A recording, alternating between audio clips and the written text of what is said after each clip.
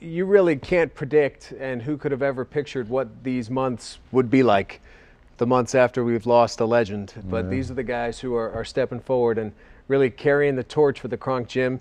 Javan Sugar Hill over to my far left, and Johnathan Banks sitting right next to me. And I'll hop right in with whoever wants to pick up the first question, which is, how do you recover? What's the key, and what have these last couple months been like for you guys? Well, in my opinion, it's not so much in the recovery.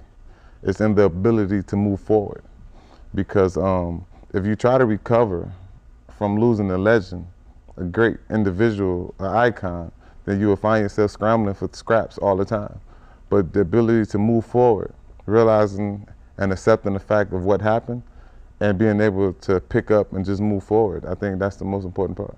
Javan, you talked about just staying active and keeping people in the ring and fighting. How important has that been for you? It's been important for me to stay busy. Speaking to Emanuel before his passing was one of his wishes, or just or maybe a command to me, was just to keep everybody winning. And by me staying busy and staying in the gym, it's helped me to stay focused on continuing the legacy that he has left behind through me and through other fighters in the game. Now, you are the lead trainer for the Kronk Gym now. What sort of responsibility is that? How does that make you feel? It's a big responsibility. It's something that I've seen through my whole life as watching Emanuel train fighters. So it's not that I'm unfamiliar with the task that I have to perform. It's just performing the task and doing it to the way that I saw it all my years of growing up. So it's an experience for me, and I'm happy, and I still have my ups and downs, but doing what I've learned from him, it kind of makes up for it and makes it all worth the while. I'm going to get back to you in a minute and ask what are the next steps, because I know there's a lot of fighters spread all over the place now, and I'll get there. But I want to touch base with Johnathan again quick, because you were in Germany and literally in Emanuel's shoes, in essence, in the corner of Vladimir Klitschko in the days surrounding his death. How difficult was that, and how rewarding was it that Vladimir was able to deliver another win with you in the corner? Yeah, it was pretty difficult, but in the sense of difficulty as knowing what the situation was going on back home with Emanuel. But if anyone truly knows this man, he knows that he's loved boxing, and he don't want the show to stop just because he's not there. He said, if you got to fight, continue to fight. So what we was trying to do was just represent in his honor. Let's continue to train, continue to concentrate on the fight, so we can go get a victory. Well, okay, so you win the fight, which is amazing in and of itself, and you handle all the emotional distress surrounding the fight. But then you get back in the ring yourself and win yourself a title. Talk about the balance of being a trainer on one hand and being a fighter in the same weight class on the other hand. Well, it was different simply because the fight was so close together. I mean, I was in Hamburg, Germany on November 10th in the corner with Vladimir Klitschko. And November 17th, I was in Atlantic City in the ring, fighting for my own title on HBO against Seth Mitchell. So it was different because it was so close together. Everything was jammed up together. But along with myself and Sugar Hill, we stayed focused and concentrated on, we know all we was talking about training, so we have to get these 2 victories.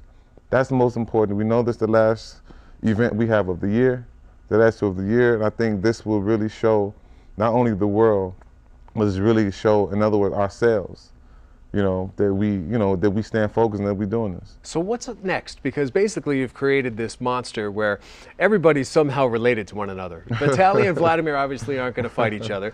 Now, I would imagine that you probably aren't going to fight either one of those guys either at this point. So what happens from here? What's next in that division? Well, the division is so difficult because me, Vitaly, and Vladimir, we like a family. Because we worked together so long, we became so close together. So what's next? For me, I fight February 16th on HBO. For Vladimir, he fight April. We haven't got the confirmed date yet, or the confirmed opponent.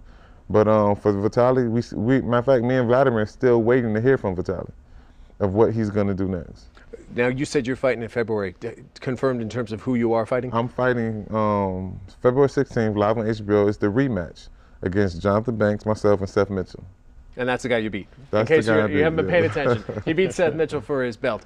So quick turnaround from November 17th to February 16th. It's a very quick turnaround. You know, it was a 2-round fight. I knocked him out in the second round, but he feel that I guess he feel it was something was done wrong. He might have slipped or something. So now I have the job to go show him that the first fight wasn't a mistake. It was nothing wrong. I'll just go out and do the same thing again and come back home. As big a challenge as that is, I think what you're facing as the person who's carrying the torch for this Kronk boxing legacy is almost as big a challenge. And now you have guys spread all over the region. What's the vision and what is the hope in terms of how you're going to get this thing all united once again?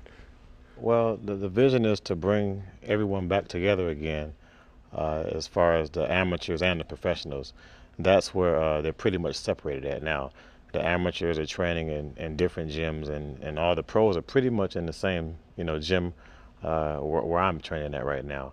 So the ideal is to find a gym in Detroit or the metro area where we can house and have the complete team again, as we always had from the old gym on McGraw, where the amateurs and professionals, they train together.